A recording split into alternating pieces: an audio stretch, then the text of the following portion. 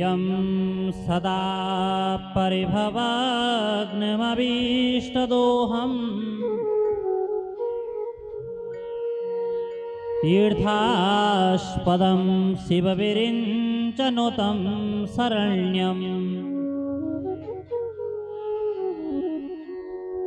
भृत्यार्तिहं प्रणतपाल भवाब्धिपोतम्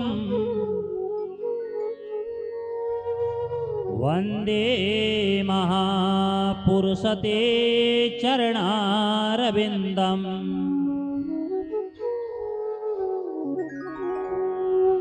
लम्बोदरं परमसुन्दरमेकदन्तम् रक्ताम्बरं त्रिनयनं परमं पवित्रम्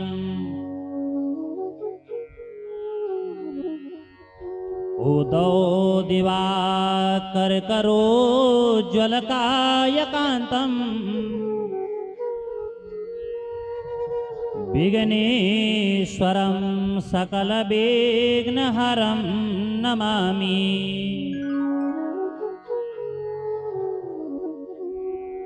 वंशी विभूषितकरा नवनीरदाभा पीताम्बरादरुणबिम्बफलाधरोष्टा पूर्णेन्दुसुन्दरमुखादरविन्दनेत्रा कृष्णात् परं किमपि तत्त्वमहं न जाने।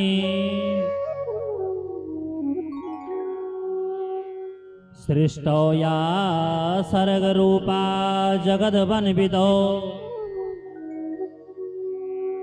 पालनीया च रौद्री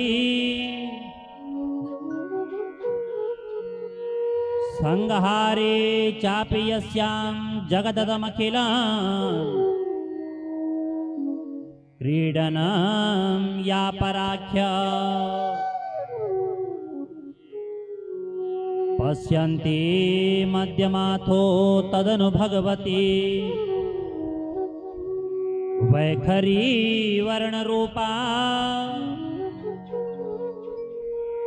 सास्मदवाचं प्रसन्नां विधिहरिगिरिशा राधितां लङ्करोतु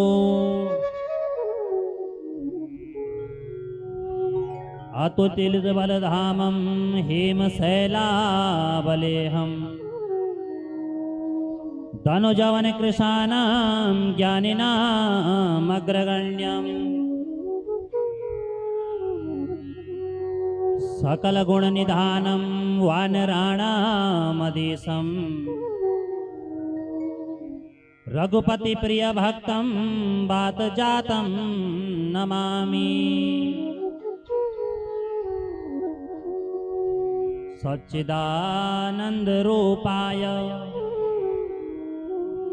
विश्वोत्पत्त्यादिहेतवे तापत्रयविनाशाय श्रीकृष्णाय वयं नुमः। नारायणं नमस्कृत्य नरं चैवादिनरोत्तमं देवीं सरस्वतीं व्यासं ततो जयमुदीरये। कल्याणां युधपूर्णचन्द्रवदना प्राणीश्वरां नन्दनी पूर्णां पूर्णतरां परेशमहिषी पूर्णामृता स्वादिनी सम्पूर्णां परमोत्तमामृतकला विद्यावतीं भारतीं श्रीचक्रां प्रियबिन्दुतर्पणपरां महाराजराजेश्वरी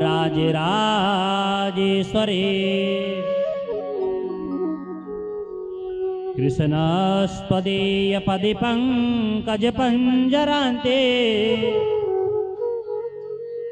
आध्येहमि विशतमानसराजहंसा प्राणप्रयाणसमये कफवादपित्ते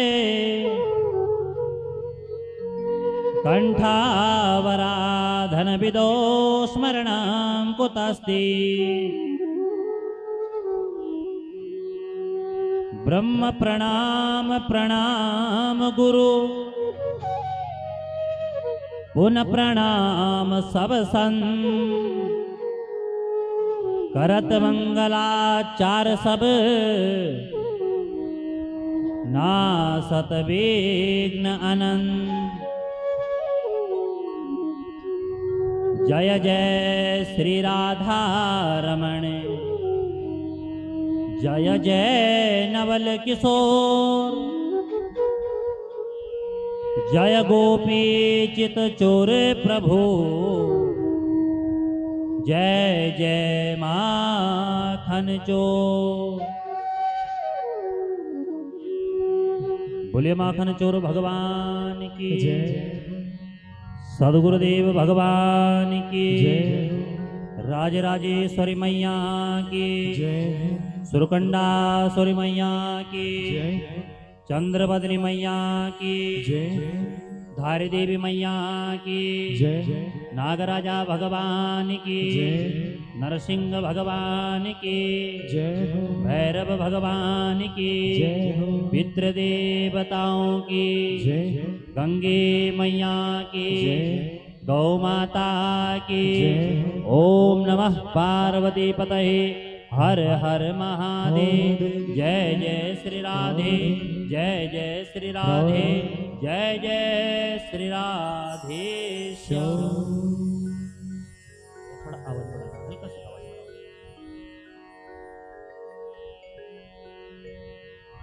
सीताराम वंदना राधे श्याम वंदना सीताराम वंदना राधे श्याम वंदना सीताराम वंदना राधे श्याम वंदना सीताराम वंदना राधे श्याम वंदना सीताराम वंदना राधे श्याम वंदना सीताराम वंदना राधे श्याम वंदना अंजनी के लाल जी की बार बार वंदना अंजनी के लाल जी की बार बार वंदना अंजनी के लाल जी की बार बार वंदना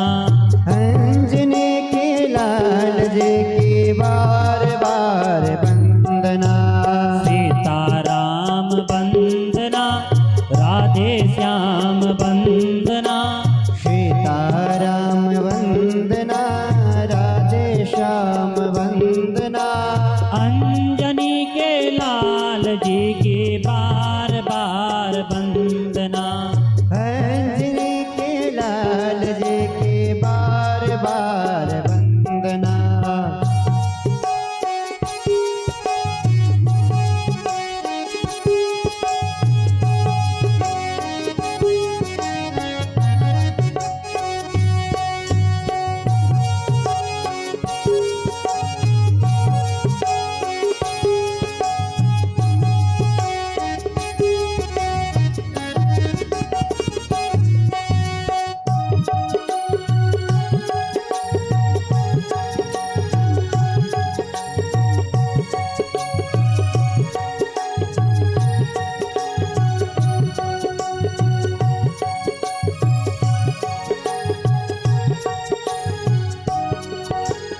शंकर जी की वंदना गौरा जी की वंदना शंकर जी की वंदना गौरा जी की वंदना, शंकर जी की वंदना, गौरा जी की वंदना, शंकर जी की वंदना, गौरा जी की वंदना, शंकर जी की वंदना, गौरा जी की वंदना, शंकर जी की वंदना, गौरा जी की वंदना, गणपति लाल जी की बार बार वंदना, गणपति लाल जी की बार बार वंदना, गणपति लाल जी की बार बार वंदना, गणपति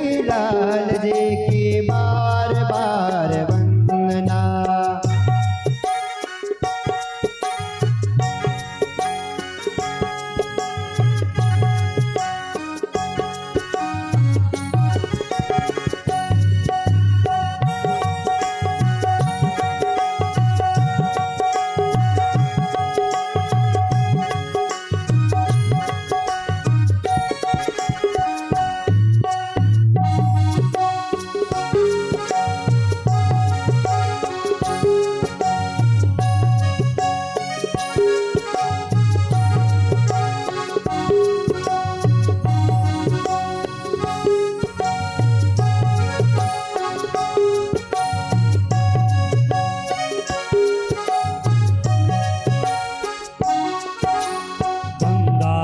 की वंदना, यमुना जी की वंदना, गंगा जी की वंदना, जमुना जी की वंदना, गंगा जी की वंदना, यमुना जी की वंदना, गंगा जी की वंदना, जमुना जी की वंदना, सरस्वती मैया जी की बार बार वंदना, सरस्वती मैया जी की बार बार वंदना, सरस्वती मैया जी की बार बार वंदना, सरस्वती मैया जी की बार बार वंदना, सीताराम वंदना, राधे श्याम वंदना, सीताराम वंदना, राधे श्याम वंदना,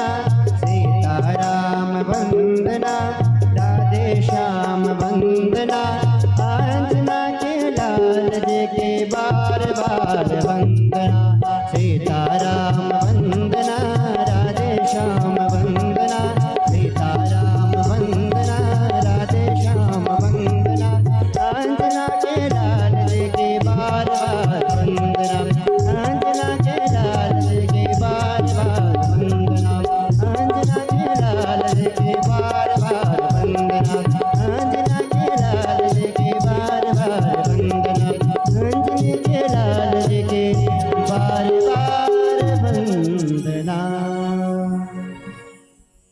बोले राघवेंद्र भगवान की जय, कृष्ण कन्हैया लाल की जय, भागवत भगवान की जय। जय जय श्री राधे श्याम।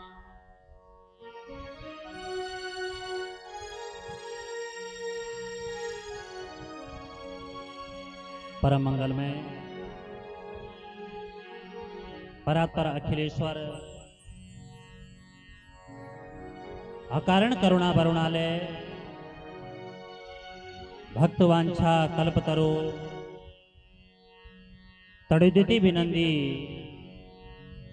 श्री पीतांबरधारी मोर मुकुटधारी भगवान बालकृष्ण लाल की वांग में प्रतिमूर्ति श्रीमद् भागवत महापुराण के चरणों में आप और हम सब लोग कोटि कोटि वंदन करते हैं। साक्षात भगवान सूर्य नारायण, साक्षात मां गंगा, मंडप पर आवाहित प्रतिष्ठित समस्त 33 कोटि देवी देवताओं के चरणों में मेरा कोटि कोटि वंदन। कथा में उपस्थित पूज्य माताएं, पूज्य बहनें एवं अपने से बुजुर्गों के चरणों में मेरा बारंबार प्रणाम। संगीत पर विराजमान समस्त संगीताचार्य भाइयों के चरणों में मेरा सादर वंदन और अपने समस्त विद्वान भू देवताओं के चरणों में मैं कोटि कोटि नमस्कार करता हूं। बड़े ही सौभाग्य की बात कि आप और हम सब लोग मां भागीरथी के इस पावन तट में बैठकर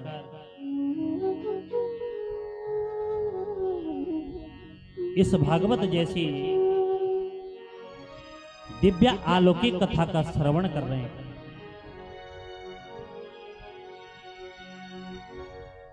यह जो कथा है बड़े ही भाग्य से महाराज मनुष्य के जीवन में आती है।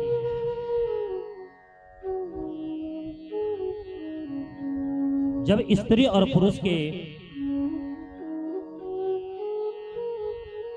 जब जन्म जन्मांतरों के भाग्य उदय होते हैं तब नारायण यह कथा श्रवण करने का सुअवसर प्राप्त होता है। एतास्माद् परम किंचिन मनसुध्यो न विद्यते जन्मांतरेर्भवेत् पुण्यम तदा भागवतम लवे।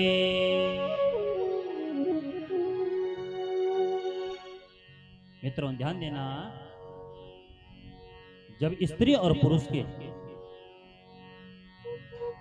जब जन्म जन्मांतरों के कल्प कल्पांतरों के और युग युगांतरों के भाग्य उदय होते हैं तब नारायण यह भागवत जैसी दिव्य अलौकिक कथा श्रवण करने को मिलती है।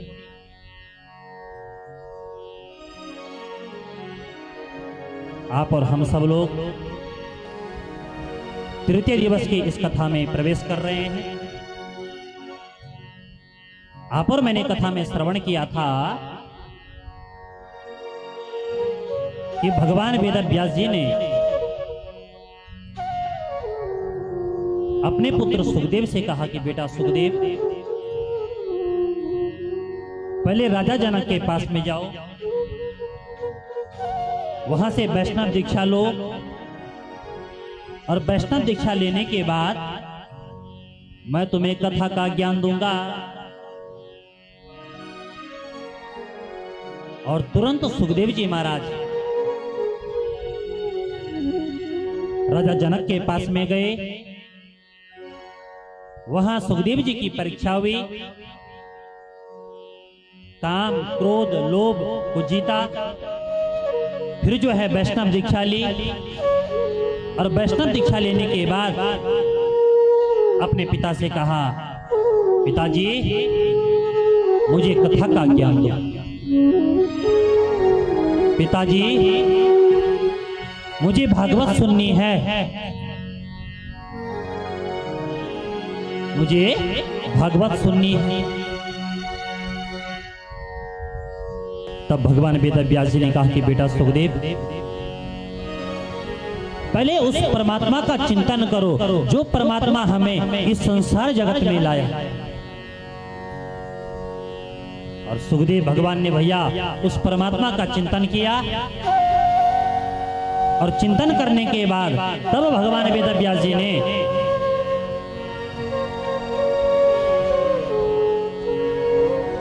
अपने पुत्र सुखदेव को भागवत कथा का ज्ञान दिया। यम प्राव्रजन्तमनुपेतमपेत कृत्यम द्वैपायनो विरह कातर आजुहावा पुत्रेति तन्मयतया तरबो विनेदु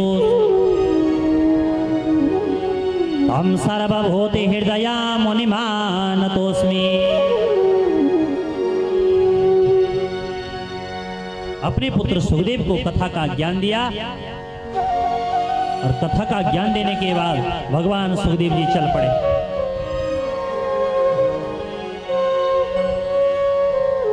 और मित्रों ध्यान देना, जब भगवान वेदव्यास जी ने अपने पुत्र सुखदेव को कथा का ज्ञान दिया, तब यही भागवत की कथा भगवान सुखदेव जी ने राजा परीक्षित को गंगा के तट पर 7 दिन 7 रात तक श्रवण कराई।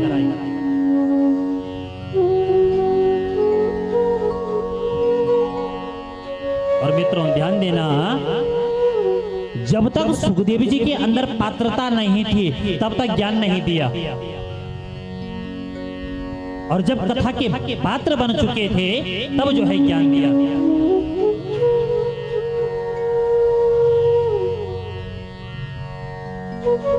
और मैंने आप लोगों को बताया, कथा का अधिकारी वही है जिसके अंदर पात्रता है, जिसके अंदर पात्रता है। और जिसके अंदर पात्रता नहीं है,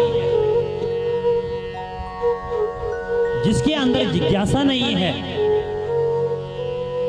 उसको कथा का ज्ञान नहीं देना चाहिए। अभक्ते नैवेदातव्यम गोपितम रक्ष पार्वती। जो जिज्ञासु हो, जिसके अंदर पात्रता हो, जिसने काम, क्रोध, लोभ, मोह, मद, मात्सर्य इन चीजों पर महाराज विजय प्राप्त कर ली हो, जिसने काम को जीत लिया हो, जिसने क्रोध को जीत लिया हो, जिसने महाराज लोभ को जीत लिया हो, मद मात्सर्य को जीत लिया हो, वही कथा का अधिकारी है। और यदि हमारे अंदर काम की भावना है, क्रोध की भावना है, अहंकार की भावना है, लोभ की भावना है, फिर हम कथा के अधिकारी नहीं हैं।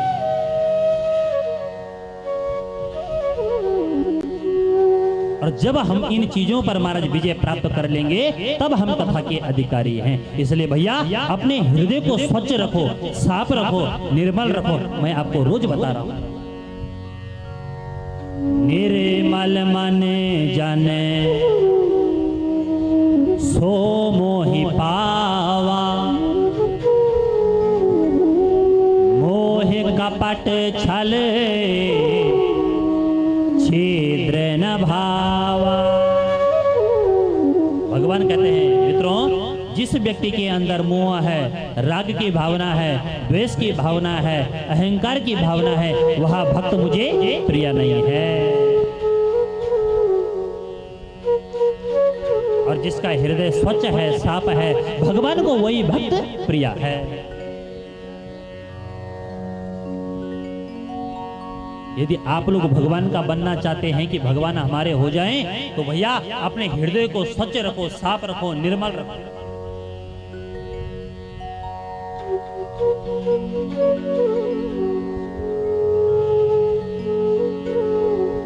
और तभी परमात्मा का साक्षात्कार होगा। सुखदेव भगवान के अंदर पात्रता देखी,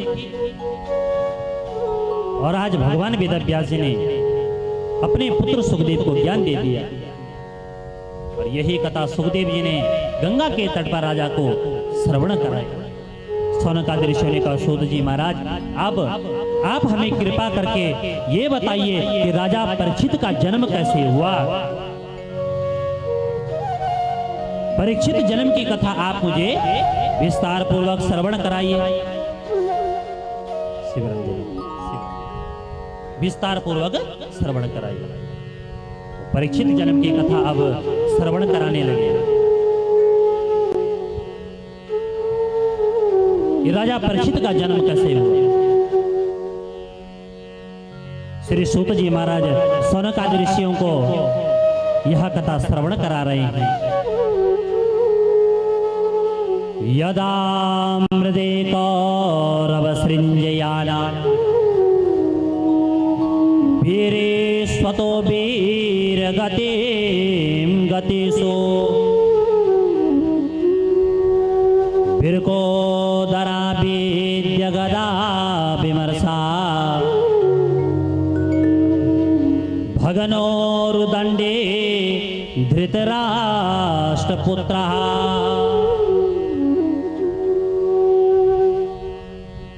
यदा मृदे कौरवसृञ्जयाना वीरे स्वतो वीर गतिम गतेषु बिरकोदरा विद्य गदा विमर्शा भगनोरुदण्डे धृतराष्ट्रपुत्र।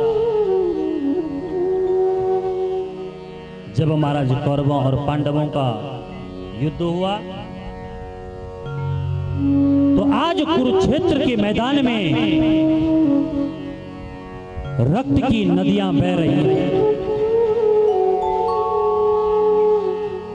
कुरुक्षेत्र के मैदान में महाराज आज लाश ही लाश पड़ी हुई है और जो पूरी कौरव सेना है आज धराशायी हो चुकी है। मात्र एक दुर्योधन बचा है और गदाधारी भीम ने अपनी गदा से महाराज दुर्योधन की जंगा को तोड़ दिया और आज दुर्योधन अपनी अंतिम सांसों को गिन रहा है। रक्त की नदियां बह रही हैं। लाश ही लाश महाराज कुरुक्षेत्र के मैदान में पड़ी हुई। यदा मृदे कौरवसृञ्जयाना वीरे स्वतो वीर गतिम गतेषु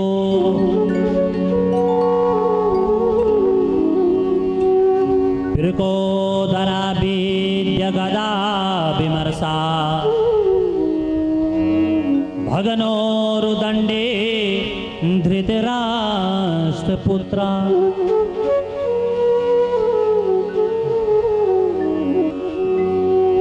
आज दुर्योधन अपनी अंतिम सांसों को गिन रहा है। तब तक अश्वत्थामा आया। अश्वत्थामा ने कहा, दुर्योधन तुम्हारी ये हालत किसने की?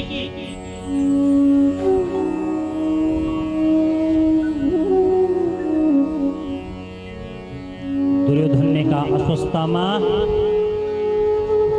हम 100 भाई होकर आज एक भी जीवित नहीं है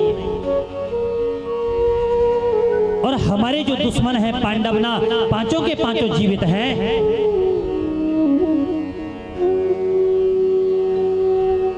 अश्वत्थामा ने कहा, दुर्योधन तुमने मुझे सेनापति नहीं बनाया और यदि मुझे सेनापति बनाते तो आज मैं पांडवों को मौत के घाट उतार देता, परंतु तुमने मुझे सेनापति नहीं बनाया, इसलिए आज तुम्हारी ऐसी स्थिति हुई। और यदि मैं सेनापति होता तो तुम्हारी जगह पांडव जमीन पर लेटे होते, तुम्हें यहां पांडवों की लाश मिलती।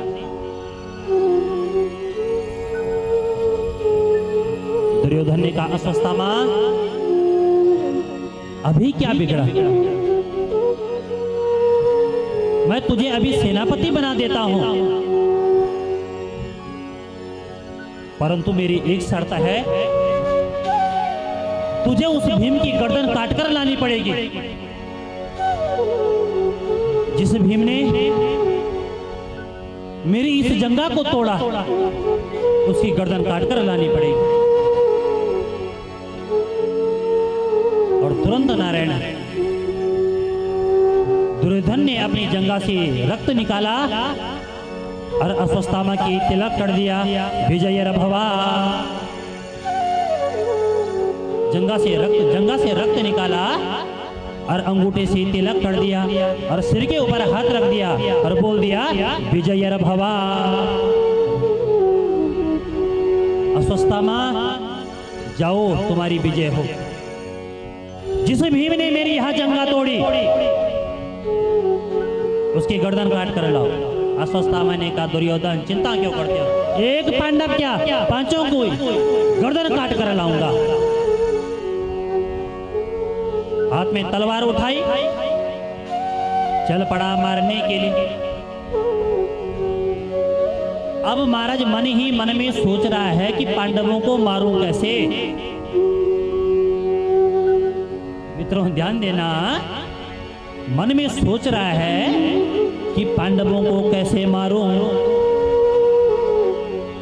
तब तक मन में विचार आया, चलो उल्लू को गुरु बनाते हैं। और अश्वत्थामा ने उल्लू को गुरु बनाया। जिस प्रकार उल्लू रात्रि में पेड़ पर बैठे हुए पक्षियों पर हमला करता है, उसी प्रकार अश्वत्थामा ने सोचा पांडव जो है अभी शिविर में सो रखे होंगे, इसलिए रात्रि में जाऊंगा और पांचों की गर्दन काट कर लाऊंगा। हाथ में महाराज तलवार ली और पांडवों को मारने के लिए चल पड़ा। इधर महाराज जैसे ही भगवान को पता चला कि अश्वत्थामा पांडवों को मारने के लिए आ रहा है, तुरंत भगवान पांडवों के पास में गए। और मित्रों ध्यान देना, जिसका रखवाला परमात्मा हो, जिसके ऊपर महाराज ठाकुर जी की कृपा हो, उसका तो महाराज बाल भी बांका नहीं हो सकता है। पांडवों के ऊपर